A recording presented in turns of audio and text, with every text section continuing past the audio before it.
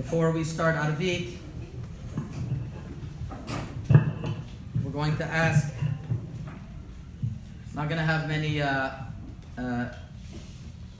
Divrei Torah and Hespedim, just the Rabbi Moses, who was very close for many years to Amram.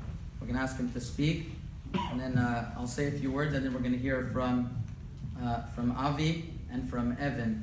So, Chavod, Rabbi Moses, Rav of Kehilat Magen David, many years was close with Amram.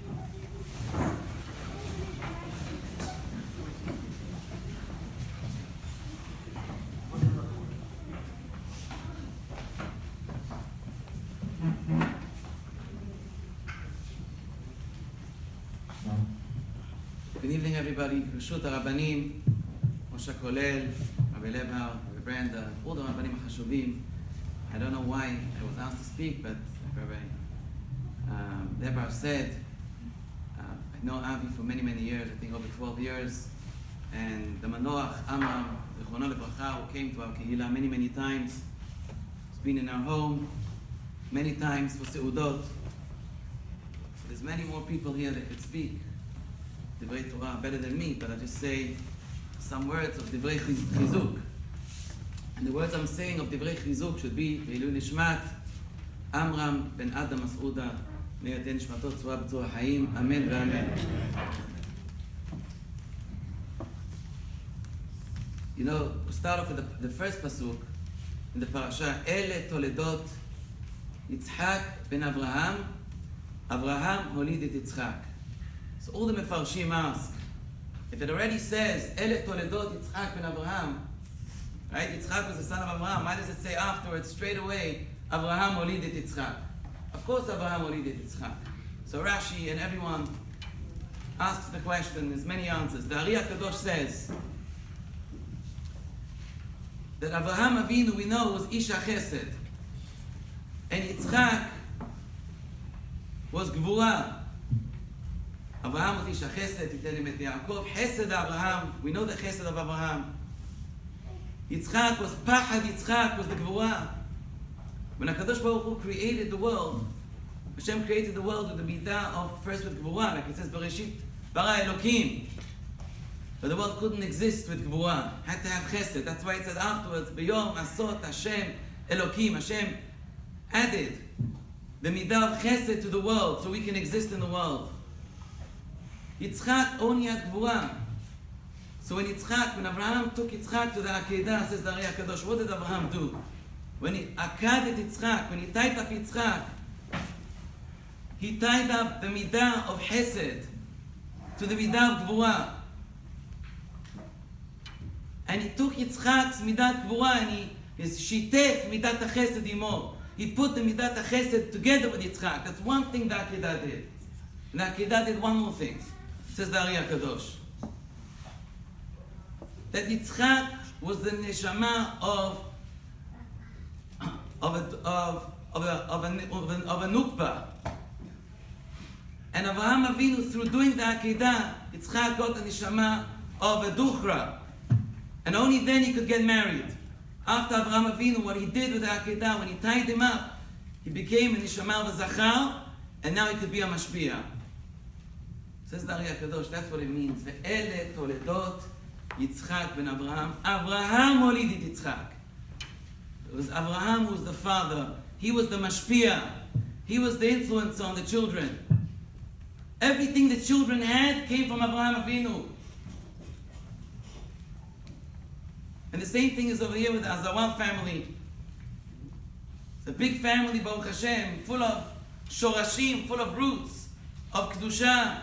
We all know the story of Rabbi Yaakov, Abu Chatzera, and all the Mishpachat Abu Chatzera, how the Abu Chatzera family gave the special bracha to the Azeroual family. The Shorashim are so strong. When you see the children, you see it comes from the father, Amram. Just by looking at, being in Eretz Yisrael, looking at the grandfather, Rabbi Meir, שיהיה לו אריכות ימים ושנות חיים בעזרת השם, רפואה שלמה. You see the kavod, you see the derech eretz, how everyone's running, kissing his forehead. When Amram would come to the Bet Knesset, now I understand. When I look at the children, Avi, Mike, Sandy, everyone, when he walked in, it was kulo hod, kulo hadar. And they would run to kiss his hand, the kavod, the kibud avaim. Because Amram was the mashpia of the whole family. We see here in this week's parasha as well the mitzvah of kibud avaim, an amazing thing. When Yitzchak said to Esav, go and atzud li tzayid, leman tevarechecha nafshi. In order, I'll give you the bracha v'yiten lecha Elohim, the famous bracha in this week's parasha. So Rivka knew Yaakov was supposed to get the brachot. So what does the Torah say? ותיקח רבקה את בגדי עשיו בנה הגדול החמודות אשר איתה בבית ותלבש את יעקב בנה הקטן. Says Rashi, what is בגדי החמודות? What does it mean בגדי החמודות? Says Rashi, דבר אחר שחמד אותן מנמרוד. These were special. Why does the Torah have to say what clothes is it? בגדי החמודות. Does the Torah ever talk about clothes? Who's the designer? Who made the clothes? בגדי החמודות. Rashi says these were not just regular clothes. These were clothes that came all the way from Adam Rishon. Hashem created these clothes that could not or. They were very special. And it was passed down to Noach in generation until it went to Nimrod. Esav knew exactly what these clothes were. So it says Esav was Hamad, these clothes. And that's what it means Esav did 3 Averot in that day. When he came to Huayeh, because he killed Nimrod to get these clothes. What was also special about these clothes? Because when you wore these clothes, all the animals came to you. You didn't have to run around. You didn't have to look. You didn't have to take your bow and arrow. They just came to you immediately. It was easy. So that's what it says over here. The Bigdei Hamudot, Asher Ita Babayit. What does it say? Asher Ita Babayit. Obviously, if she gave these clothes to Yaakov, it was with her in the house. The answer is, says the son of the Rambam, Rabbi Abraham, asked an amazing question. So I don't understand. Esav's going to get the brachot. He has to get the brachot. He has to go and trap animals now. Why is he not wearing these clothes? You wear these clothes, the animals come to you straight away. His father said, gave me asud li tzayit, so I shall bless you. He left the clothes at home, the Torah said, Asher ita babayit. Why did he leave them at home? Says Rabbi Abraham, beno shel Rambam. You know why? Because Esav understood, if I'm getting a bracha from my father, what's the point if it's going to come easy? What's the point? In order to get a reward, I need effort. To do kibud avayim, Esav understood, I have to make an effort to do the kibud avayim. Of course, if I put on these clothes, the animals will come to me easy. But I have to make that effort. My father wants it, I have to put an effort into it. I don't have to learn this from Esav. It's a Mishnah in Pirkei Avot. Lefum tzara agra. The more a person puts effort in a mitzvah, the greater the reward. However much effort we put into limud Torah, into mitzvot, the greater the reward. The more effort, the more reward. The less effort, the less reward. No effort, no reward. That's how it works. That's how the mitzvot in Torah works.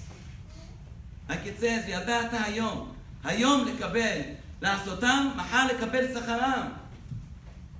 There's no sachar in this world for mitzvot. So what does it mean? Kibud avayim, to honor your father and mother like this. What are all these mishnayot that says, have zahir b'mitzvah kala kebacham? What does this mean if there's no reward?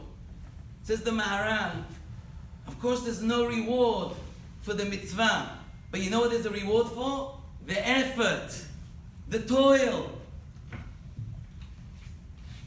If I want to learn what it means, kibud avayim, I learned it from the Azeroual family.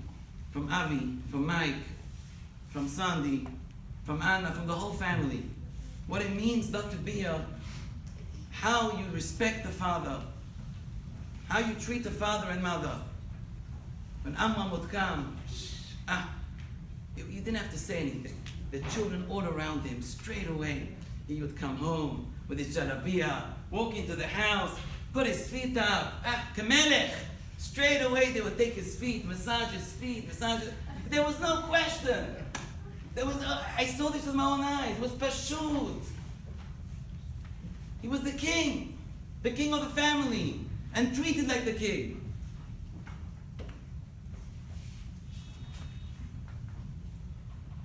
And this is what the Mishnah says. על 3 דברים העולם עומד. על התורה, על העבודה ועל גמילות חסדים. Amram lived his life on these 3 pillars. On Torah, Avodah, and Gemilut Hasadim. Torah we all know about. How much kavod he gave for the Torah. I don't know how many Sifrei Torah, when the first Sefer Torah, it was donated now by Knesset Rebbe, but you weren't here at the time. Eze kavod HaTorah. We've never seen, it was our first Achnasat Sefer Torah. Chacham David Yosef was here for that Achnasa. It was an unbelievable kavod. Hod ve'adar. At that time, I think he said, Rabbi Chaim, I think he told me, he said to you, that it was already the 35th or the 40th Sefer Torah that the family donated. Besides that, you see that everything, Maaseh Avot Siman Banim, the love of Torah, the love of Talmidei Chachamim, the love and respect and kavod for every single Chacham was unbelievable. Big businessman he was, but when it came to Torah, took the jacket off, sit down, the Chacham, kiss his hand, kiss his cheeks, with his beautiful smile, always smiling to do the mitzvah. You can picture his face now. I can't believe it. What was it? With a smile. To do mitzvot and chesed with such a smile. That's ala Torah. But the Torah comes down to the children. Torah comes down to the children because I never understood. Now I understand. They grew up in the house of such Torah, such kavod Torah. Besides the hilulot, it goes down to the action of the children. Just a few weeks ago, I was in the Bet Knesset. We just had the minyan for mincha, finished. Avi was there, and I was there. What did he tell me? I have to do the daf yomi. Can you close the door? I said to myself, unbelievable. You're looking for the Gemara there, it was Masechet Tetzah. I said to myself, wow, I'm jealous. I have to do that by yourself? Son, I don't know if you know, that's why he came home late. Okay? Because he knew if he was going to go home, he's probably not going to be able to learn. I have to catch the daf, so you close the door. I have to be, you know the yeshuva, that you know the rikuz, you know the koach, the otzma you need to sit by yourself with 4 walls, close the door of the Bet Knesset, and just learn yourself a daf of Gemara. Do you know the effort it takes? We're talking about the effort of mitzvot. Halevai, I should be like that. This is where it comes from. It comes from the grandfather to the father to the children. This is the love of Torah. That's ala Torah, ala avodah, the tefillot. Wow. I could talk for hours about the tefillot. You know, we used to tefillot that you go to the tefillah, you go quick, you sing. When Amram would come to the Bet Knesset and it would be a quick tefillah, oh, he didn't like it. He didn't like it. He didn't like me. That's not a good day to be near him. If the Az Yashir Moshe was not saying with every word, kiraoi, with every word properly, with the nigun, with the ta'amim, it wasn't a good day for you. Because he wanted a tefillah on Shabbat, to be Shabbat. Every word. I remember in the bar mitzvah of Evans, Friday night, I never understood what it means, a Moroccan tefillah with the Hazanim. 3 hours tefillah Arvit. You think Kalabach is now? 3 hours of Moroccan Arvit with 3 Hazanim. But that was his biggest pleasure. That was 5 hours, you think? Maybe. I was tired. In 5 hours, I don't know. But that was his biggest simcha. To have the Hazanim, the tefillah, every word of tefillah. That was his pride. And this is where the children, you know, they say that the Hesped is not for the Niftar. The Niftar is already in Gan Eden. Amram is in Gan Eden. The Ari HaKadosh says, never uses the word mita. Never. Doesn't use the word met. Uses the word habara. Habara. It's passed on to Gan Eden. The Hesped is for I'm talking here to myself, the chizuk that I got from the family. For the children, for the grandchildren. And this is what I understood. What is tefillah? It's not a rush that we come, we pray. No, Shabbat is Shabbat. That's ala avodah. But avodah doesn't only mean tefillah. Avodah means serving Hashem. And you see how the children serve Hashem, besimcha, be'ahava. And of course, the gemilut hasadim, morai v'rabotai. I'm not going to talk about that because whatever I know, it's not even an achuz of the gemilut hasadim of the family. Baruch Hashem, the family is kol kulo gomle hasadim. Eze kavod Torah when the Rosh Hashiva comes, when a Rav comes. Avi tells me now, I want to see him, meet him in the home. Bring him to the home. I said, but you're in the business? No, come to the home. And I want my children to come. So my children can learn. And my children can see. That's kavod Torah. And I end off Morai v'Rabotai, with the pasuk we read a few weeks ago, I said this on Shabbat. Why does HaKadosh Baruch Hu love Avraham Avinu? Why did Hashem love Avraham Avinu?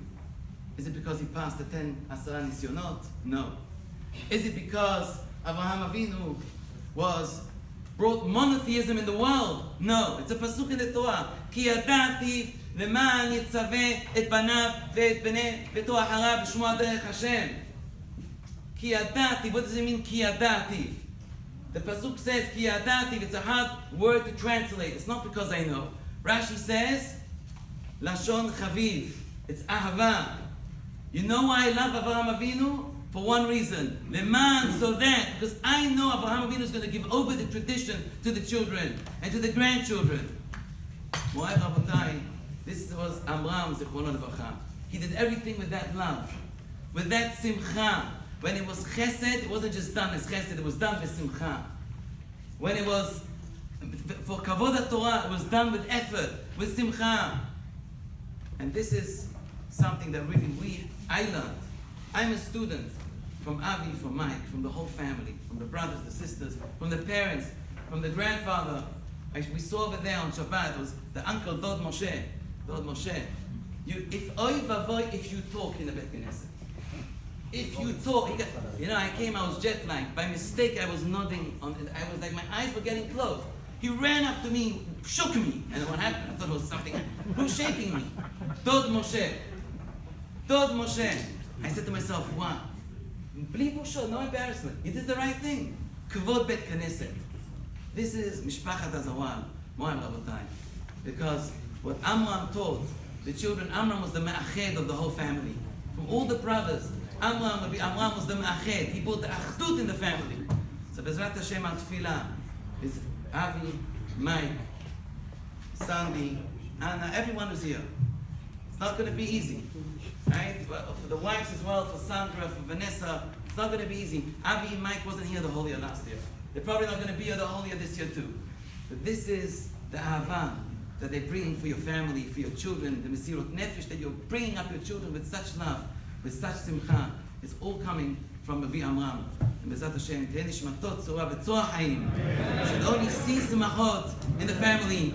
V'lo yeh od tzar v'yagon v'ta'ava. And Hashem should, Bezat Hashem, give the family koach and strength to be me'uchad b'yachad and be b'chizuk Bezat Hashem and mitzmachot. Amen v'amen. Amen. Chazak u'baruch.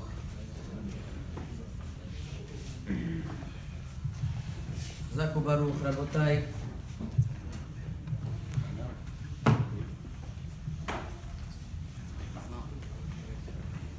In this week's parasha, there's an episode that happens between the shepherds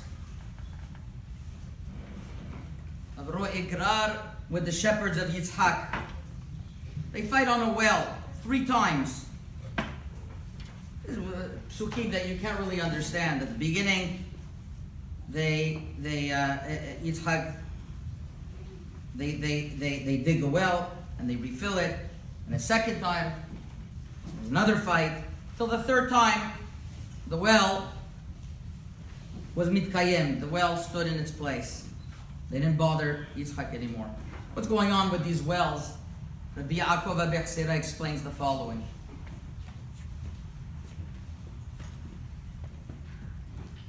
We should know that every positive action that we do, we create an angel.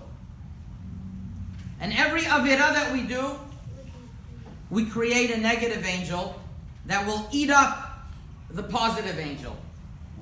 And the positive mitzvot that we did are many.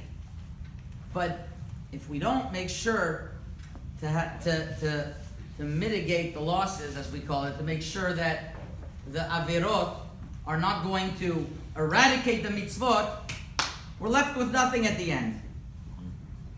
Rabbi Yaakov says there's 613 mitzvot, and out of every single one of those 613, we have 248 positive mitzvot. From those 248, you could create many mitzvot, many angels with your tzedakah, with your chesed, with your tefillin, with your tefillah, with your tzitzit. such easy ways to rack up the mitzvot. And when Yitzhak, who represents the mitzvot aseh, which is the gematria Ramach, if you add on Gerar, which is the gematria of mitzvot lo ta'aseh, what happens is that one side is fighting against the other all the time. And when Yitzchak came to the first well, so the Ro'eh Gerar, which represents the negative mitzvot, the negative angels, they were eating up the mitzvot aseh. So Yitzchak said, fine. So I won't do any more mitzvot. I won't do any negative mitzvot. I won't increase my mitzvot aseh. I won't increase my negative mitzvot, but I'll increase my mitzvot aseh, my positive mitzvot. But he still had some negative mitzvot. Until the third well, he made sure that he eradicated all the negative mitzvot, and all the positive mitzvot stayed, and that's what was able to keep everything in its place. And those wells were able to stay. Says Rabbi Yaakov that if a person wants to keep his mitzvot in this world, he has to make sure they don't get eaten up by the negative mitzvot. How does a person make sure they don't get eaten up by the negative mitzvot? Always be involved with Torah mitzvot and don't have time to do avirot. Make sure you don't have any time in your day to do avirot. Morai v'rabotai, my friends, this was Amram. This was Armand. Anytime you saw him, when I visited him, he was flanked with Rabbanim. Chantal was preparing the food. And they were just one time they asked him, how come your kitchen is not so fancy? He said, I have a fancy kitchen in Casablanca. So he said, it matters what comes out of the kitchen, not what's in the kitchen, not how the kitchen looks. It matters what comes out of the kitchen. There was shefa, and he was happy, always being surrounded by Rabbanim. Some of us are not that way. Some people are a little bit reluctant. If they have the Rabbanim come to their door, they hide their pocketbook, and they're not sure, they're uncomfortable, and they're not comfortable by them, even if it's not a question of, they're just not comfortable. Amram, Armand, his place was with Rabbanim. His place was with people who love Torah. He was with chazanim, people who love to sing, and that was his essence. I mean, I can't describe to you the Levaya, that I merited being at the Levaya. I was zocheh to be by the Levaya. To see the amount of Rabbanim, the amount of tzaddikim that came, the amount of people that came and they were beside themselves, that they lost a friend. Every single rabbi felt that he was his friend. There was one Rav that said by the Shiva that he once landed in Casablanca, and he called Armand, and there was no answer. So he went to the hotel, he paid his room, and he was there. Armand found out, called him, he says, "Who is Gucci? Where are you?" He says, "Get over here right now." He says, "Armand, I just paid my room, leave me, I'll be okay." He says, "Right now, I'm sending you my dress." He says, let me at least the night. And he says, "Tomorrow morning, Jalili's at your door, and he's going to pick you up. Jalili's at your door, he's going to bring you back." Jalili was his driver. He made sure that he brought him back. Couldn't have it that a Rav wasn't by him. That's who he was. That's how he was. You know, he was once sitting in Yeshivat Rabbeinu Chaim Berlin. Chaim Berlin is a very prominent Ashkenazi yeshiva in New York, and there's a certain decorum there. A certain, we'll call it very. What are you laughing at? There's a certain decorum. So Almo was sitting after the event that there was, and he was smoking a cigar. He was smoking in this cigar in this classic Almo. You could picture it.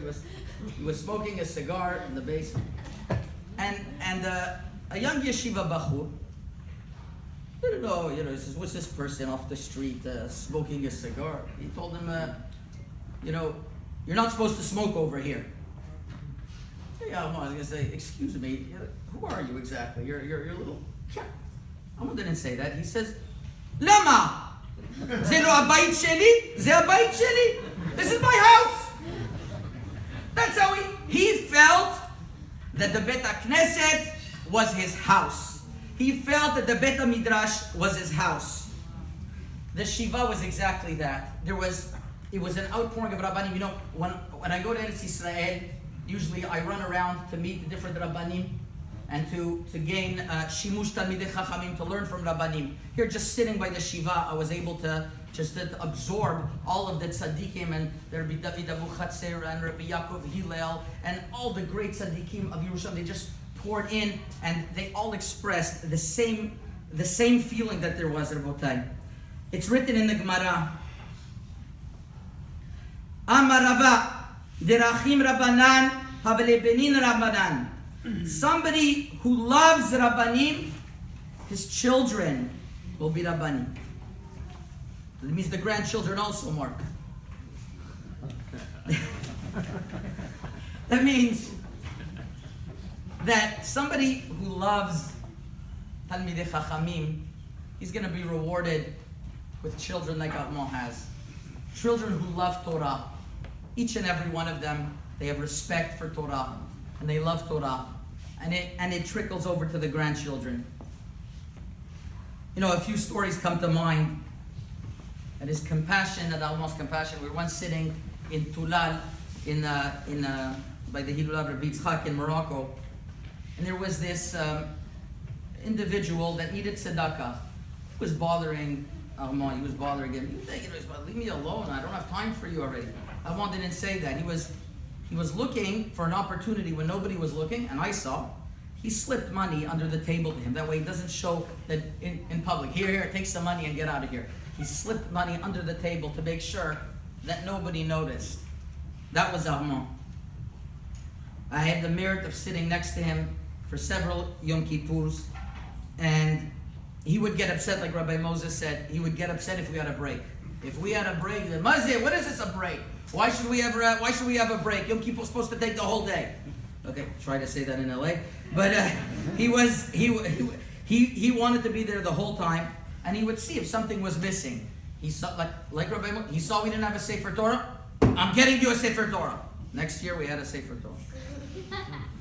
He saw that there wasn't enough talitot. Get 26 talitot. That's it, on me. That's how he was. That's how he was. Who could forget the joy of the Hachnasat Sefer Torah that there was in 2018? It's very special that this event of the Askara is over here in the Bet Midrash. When this place was a shell, it was empty. Amram was sitting right there. Sandy has a video. She could share it afterwards. How he was happy and joyous. He was with the Sefer Torah. And he was just singing. And he was in his element. He felt in his element in a Bet Midrash, and his home was a synagogue. His home was a Bet Midrash. He was always that way, full of Torah. And that's what he loved, and that's what he was about. You know,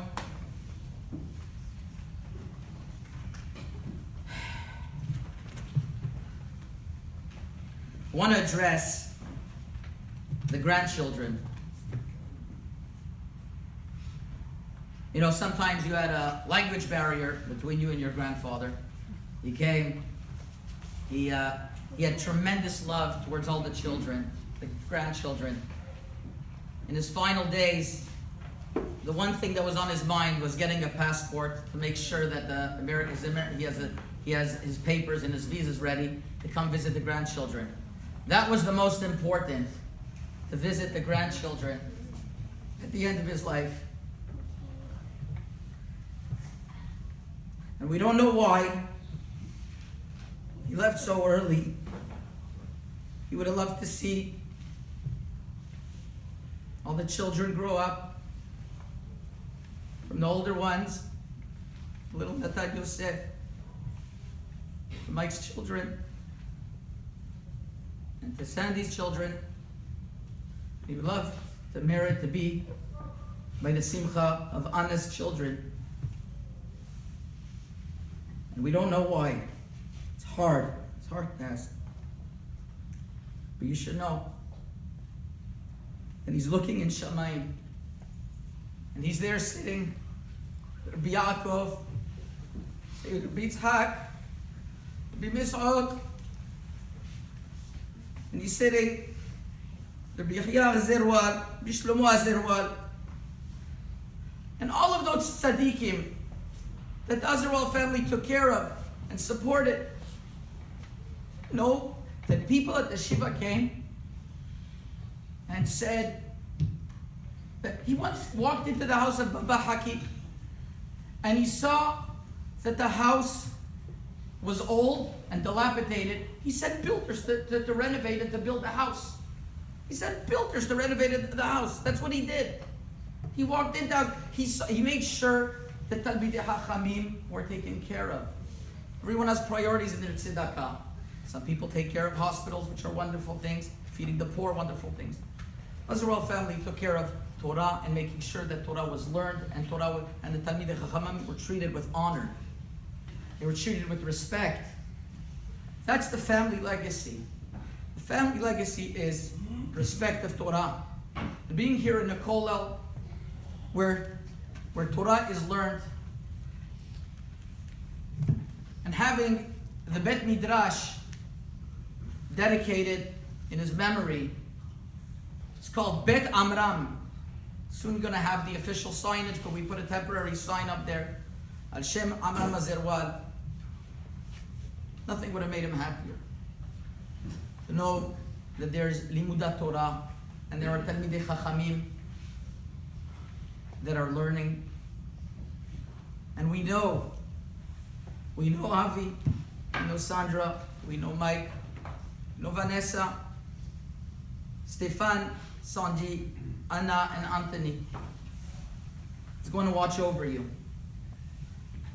Armand is watching from above. And throughout the year, you're going to be having situations in your life where you're going to be looking for him. He's going to send you the calendar. He's going to send you signs. He's going to say, I'm here. I'm watching over you. I didn't leave you. We're all going to leave one day. It's all going to be our time. The question is, how much advantage do we take of those days? Armand's almost 72 years was like somebody who lived 150. He packed his days with doing what he was supposed to do in the business world and using his money to help the world. And he's able to come to Shamayim and say, HaKadosh Baruch Hu, I did my part, watch over my family. He knew that his days were limited. He said, my father had a special bracha from Baba Saleh to live a long life. I didn't have that bracha. But he knew that he had to maximize every single day of his life, which is what he did. He loved everyone so much. He loved his family. As much as we miss him, he's going to look in Shamayim and he's going to say, I'm looking, I'm watching after you. Easy, Baruch. We're going to ask Avi to speak.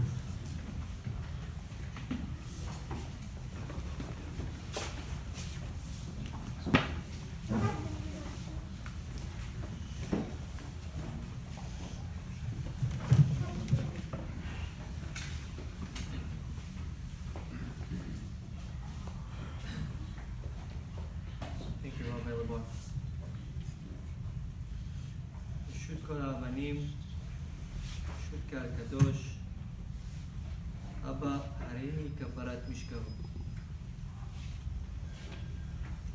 A lot of people in this room met my father. Some knew him more intimately than others. If you knew him, my father was not a man of too many words, but when he was in the room, you felt his presence. Whether it was a business meeting, the synagogue, at a party, he was a powerhouse. When he walked into a room, you felt his aura. We call it in Arabic, he had a hiba. That was my father. Colorful, full of life.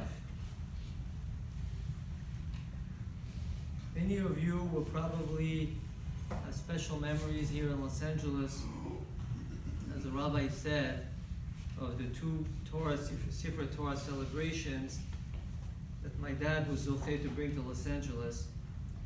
One of them, as the rabbi says, Rabbi Labar said, in this very room before it was renovated. If you were there, I'm sure you can remember the simcha that it brought to my dad.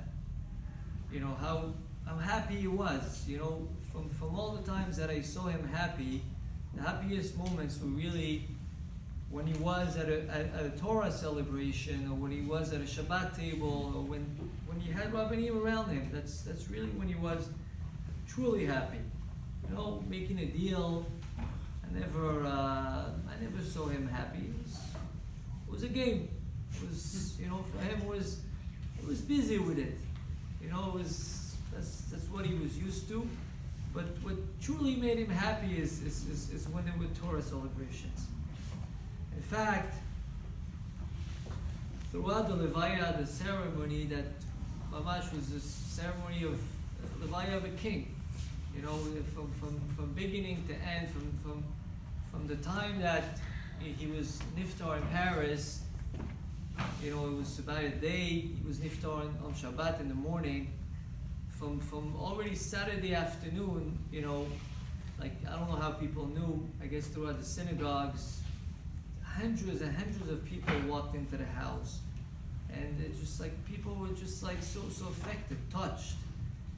To the time that we took him out of the house in Paris to go to the airport, the whole street was full from one end to another. I've never seen that in Paris. It was a Torah celebration. People in the street to all the way getting to Israel, arriving in Har HaMenuchot, in the parking lot that, you know, full tent was put in, you know, from Rabbi Amar, chief rabbi in Jerusalem, to Rabbi Rafael Abuchatzera. Everybody had the same common theme. The amount of chesed that my father did to them, the way he made them feel, the way he gave importance to everyone, from the little children. I got you know, first of all, I want to thank everybody for sending me the messages, and I hope I was able to respond to all of them. But you know, they were comforting messages. I got a message from someone who lives in Casablanca, telling me how, you know, his son was so sad because, you know, every time my dad would walk into Beit Knesset in Casablanca, since his son was 7 years old, you know, he'd be laughing with him and talking to him like he was his friend. So from the 7-year-old to the old man, anybody that met my dad, that came in contact with him, was so touched by, you know, the few words, how he made them feel like they were the most important people. You know, Rabbi David Abuchatzera not from Naharia, but that's very close from the family of Yavne, told me how one time he was by my father's house, and how my father, you know, he had a flight the next morning, so at night he told him that, you know, he was arranging for the driver to take him to the airport, but he told me how he made sure that my dad woke up at 5:30 in the morning to walk him into the car. And he basically, you know, when he was doing chesed, it's almost like he made the other people feel like they were doing him a favor. And, you know, hearing all those stories, you know, all the way, you know, I was lucky that I was with my dad, you know, until his last minutes. In fact, you know, a few weeks, you know, in fact, when you know, when we were in the hospital, He was laying in bed a few days before he left, and he made sure to tell me, like the rabbi said, I wanted to give a little more color on the story, that I should go and I should bring him his briefcases from the house. So I ran and I got his 2 briefcases. It was a couple days before. I didn't know what he wanted. I felt, probably he wanted to talk to me about some business deal that I didn't know about. So he made me, go into this thing and pull out this thing, and it was hard to understand him the last few days. To understand him, it wasn't, so clear. But, he wanted me to pull out his passport because he wanted to make sure that he had his visa to come to America, because in a few weeks from now, he had prepared 2 Sefer Torah that were ready, that we were supposed to bring in to Los Angeles. The day before he made me get his passport, he made me FaceTime the rabbi in Israel, and he asked him, repeatedly, like 5 times, are they ready? Are the Sefer Torah ready? And he insisted until the rabbi guaranteed him that they were ready. His passing was a shock to us. It was a slap in the face. Maybe a wake-up call for many of us. So many questions unanswered, but as Jews we have to ask. Was it his time to go? Why did he go so young? Could we have done things differently? Could we have prayed more? We should have prayed more. Could we have done more good things? One thing my parents taught us was to have emunah and trust in Hashem, that He is the one that runs the world and every details in this world, and to accept it. Whether good or bad, Hashem is only good. When my dad was diagnosed with this disease about a little less than a year ago, it'll be a year, Hanukkah, I was with him and my mom when we went to the doctor. And when the doctor told him what he had, he didn't blink. He told the doctor, Hashem should send a refuah through your hands. That's what he told him. He walked out. He accepted things with love. Daddy left us on a Shabbat morning, Parashat Lech Lecha. At the time that the Sefer Torah was being taken out, at the shul I was at, praying for his refuah. What has been a little comforting to me throughout the last few weeks is really that the parashiyot that we've been reading have had so many hints as to what it means to leave this world and to go on. One parasha I wanted to focus on, a specific pasuk in Chaye Sarah, is the beginning of the parasha. ויהיו חיי שרה 100 שנה ו20 שנה ו7 שנים. שני חיי שרה. Sarah's life was 100 years and 20 years and 7 years. The years of Sarah's life. The beginning of the pasuk and the end of the pasuk use the same terms. Chaye Sarah. But the beginning of the pasuk uses the word vayehi to describe vayehu, to describe Sarah's life, which is different than the way it describes Adam's life, or Chet's life, or even for that matter, Abraham's life when it's mentioned in the Torah. The Or HaChaim HaKadosh comes to explain on this pasuk that the word vayehu connotes distress, to teach us that Sarah's death was somehow prematurated by hearing the news of the Akedat Yitzchak, that she got scared and she thought that Yitzchak, her son, only son, was killed, was dead, and basically that's what brought her life, meaning that her days took on a different meaning. They became shortened as a result of this news, as opposed to the days that she was originally allotted. The end of the pasuk repeats the word Chaye Sarah. The Torah wants to convey to us that the righteous give life to their days by serving Hashem and investing every day with spirituality and chesed. The way Hashem judges those kind of people is with love and kindness and rewards them in Olam Haba with those extra good deeds that they basically could have performed if additional days would have been given to them in this world. As we know, the only thing that helps in the world to come is the mitzvot that we do in this world. This pasuk to me is the perfect example of exactly how my dad led his life. He was an intense person. He had 3 cell phones. He never wasted a minute. He was always ahead of the curve. He was ahead of time. You know, if he wanted something, he made sure to call you 100 times. You know, and he got it done. He was persuasive. He was adamant about what he wanted. He didn't hear left and right. He went like a bulldozer, and he got things done. We wanted to have this night of Hespedim after we came back from Israel to remember my father, so that his grandchildren could hear about his life, but more importantly, to be inspired to carry on their lives in the path of their grandfather.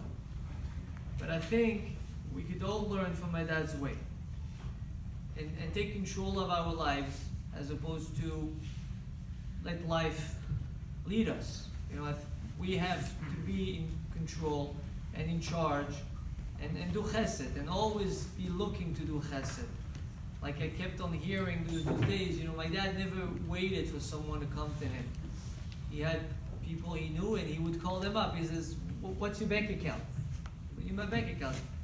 The next morning, he had something to help the yeshiva. He was always ahead of it. He always made sure, he would call us every day. With me it was we would talk about work, but it was his way of hearing how we were doing. Wanted to make sure that that everybody had what that they were comfortable, that they were taken care of. He didn't say it out loud, but that's what he meant. That was his way. I wanted to thank Rabbi Brender, Rabbi Labar, Rabbi Moses, putting this together. I want to thank my wife for all the efforts, for supporting me for those days, and for all your patience. Abba, Arini Kabad Mishkan.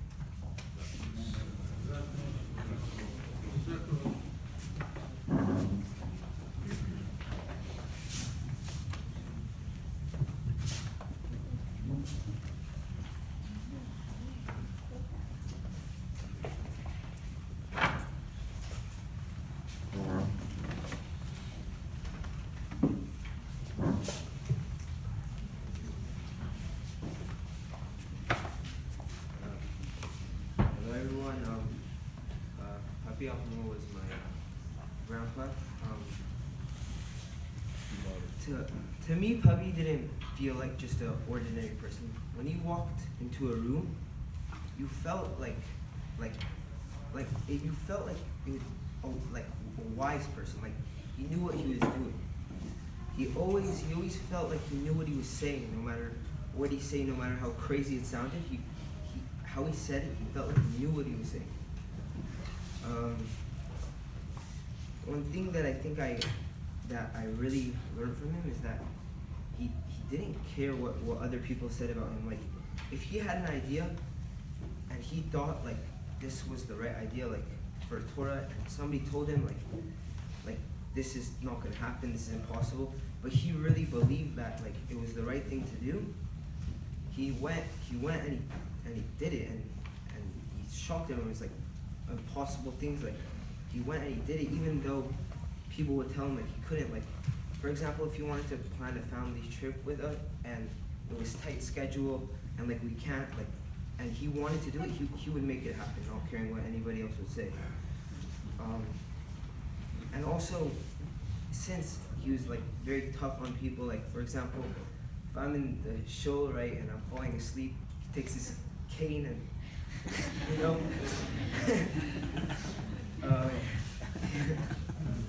so he made you want to push yourself, you know, so that you would grow.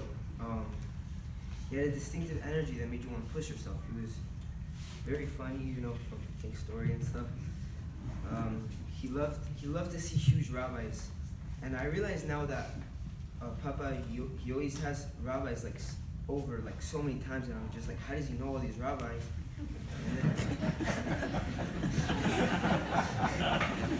Wait now. And then I see Papi, and I'm like, oh, okay, that's where he gets it from.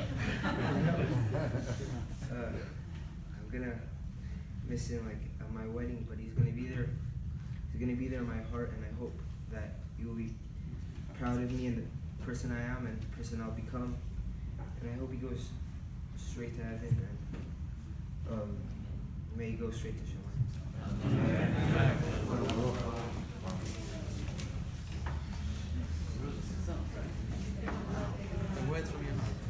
Very, very emotional speeches.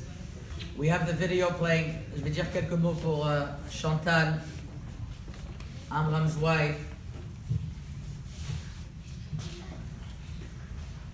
Chantal cared so much, and at the Shiva, she saw so many Rabbanim there. And you know what she said? She said, Armand would have loved this. It's not fair that he's not here. He would love being here. That's what she felt. Her whole life was dedicated to just serving and being his partner. And Chantal, que Dieu te garde, et que Dieu te donne la force. May all that we see, all nechamot and yeshuot, B'ezrat Hashem from Papi Arbon, how all of the grandchildren, and a lot of the grandchildren want to also speak, and we're going to have, and we're going to hear each and every one of them. But we're first going to pray Arvit, and we're going to move the microphone into Bet Amram, in the house of Amram, right there across the wall, and we're going to hear Sandra say a few words, and we're going to hear Sasha, and we're going to hear Ada, and who else are we going to? We're going to make sure that we hear very, very clearly from all of the grandchildren how much they loved their Papi Armand. Sophia also, that's right. Yehi zichro baruch. Rabbi Hanania ben Akasha אומר, רצה הקדוש ברוך הוא לזכות את ישראל. לפיכך יבער להם תורה ומצוות